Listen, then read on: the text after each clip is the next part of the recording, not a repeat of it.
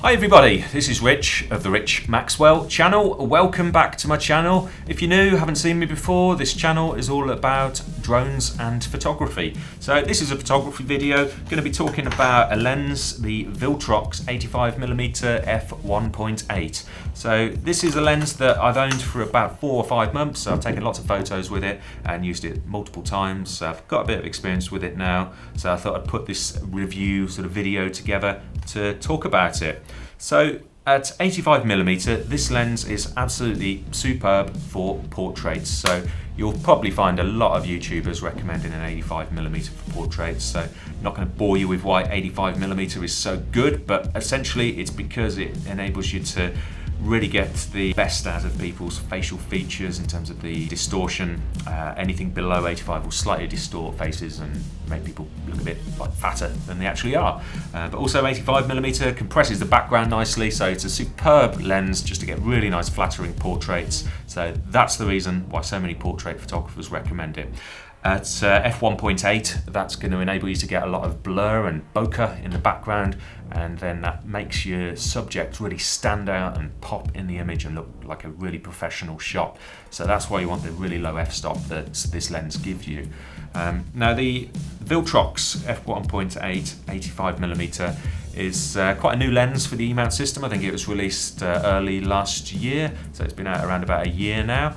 And there is several other 85mm lenses out there for the Sony. I think there's a Samyang f1.8, and there's the Sony f1.8 85mm, and then there is a Zeiss f1.4, I think, which is a lot more expensive.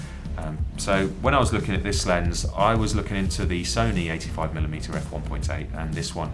Now the Sony at the time was about £550, but they were offering a £50 cashback deal, which would have brought it down to 500, whereas this I picked up for 265. So at half the price, that's essentially why I went for this lens. It's half the price, but it's certainly not half the image quality. It's almost the same quality as that Sony lens. I've looked in a lot of other reviews and pictures online where it's just slightly blurred on the outer edges of images compared with the Sony, but certainly your subjects, your portrait photos are going to look just as sharp and just as vibrant in terms of the colours as the Sony offering. So this is some sample pictures from the Viltrox 85mm f1.8. Firstly at f1.8, its widest aperture. Looking at the corners here, you can see it's a little bit soft but very sharp actually, and the centre perfect. There's a slight bit of vignetting on the outside, tiny bit of distortion, but overall a pretty good image. Now up to f2.8, the vignetting is gone, so that's good. Corner sharpness is a little bit soft still. Centre very sharp indeed. Now up to f5, and we're getting, looks like much sharper corners there, and no vignetting whatsoever. The distortion less obvious, but yeah, tiny bit of softness in the corners, but the centre of the image very sharp indeed. Now f8, now we'd expect the sharpness in the corners to be improving, and yes, it is indeed very sharp there in the corners at f8, and the centre very sharp indeed as well. So really good image there. The distortion's getting less obvious, as you can see that line at the top is getting a bit straighter there, so that's really good. Now we're going up to f13, and the centre very sharp, perfect. Outer corners a little soft still, but very sharp indeed. And as you can see, the line there is getting much straighter, the bricks are all getting straighter, so there's less distortion. So a very sharp image there. And now it's at its smallest aperture, f16, where we'd expect everything to be very sharp, and yes, very sharp indeed, and the centre especially so. So very sharp images overall from this Viltrox f1.8 lens.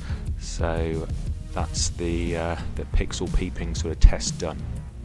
And so there's a few images showing on screen now that I've taken with this lens. So as I said, been really happy with it. It's been a great lens. I've done a portrait shoot for my office with this, and also taken a lot of family photos with it, and just self-portraits as well, which are the ones that you've seen on screen just there.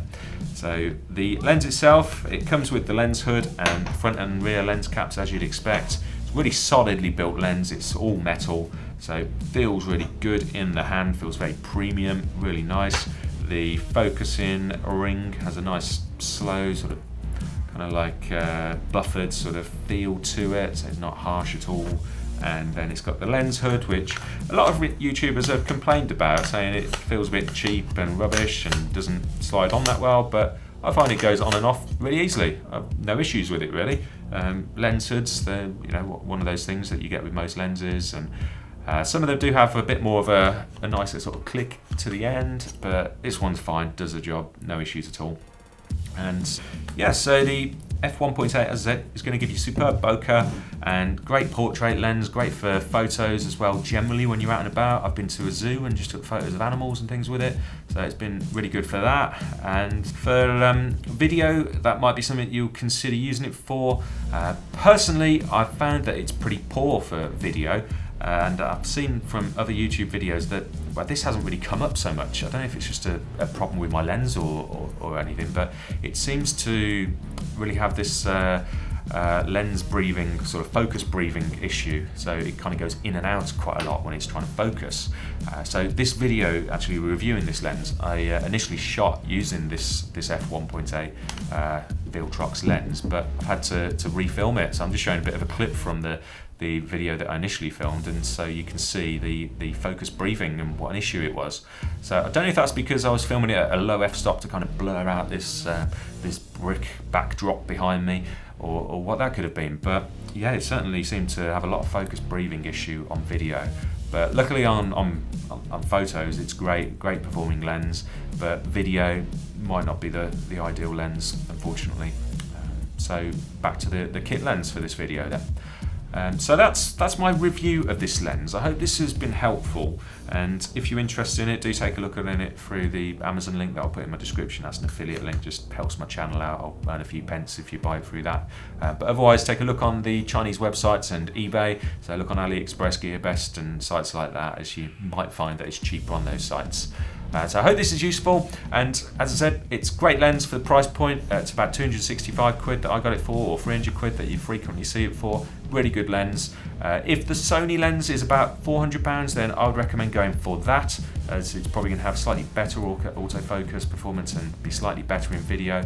But yeah, for a budget 85mm lens, I don't think you can beat this. Really nice lens to have, and one that I'll probably keep for years. So I hope you've all enjoyed the video. Please consider subscribing and give this a like, and join me again for more videos. I have videos coming up every Wednesday and every Saturday on this channel, all about drones and photography. So have a great day, everybody. Bye for now.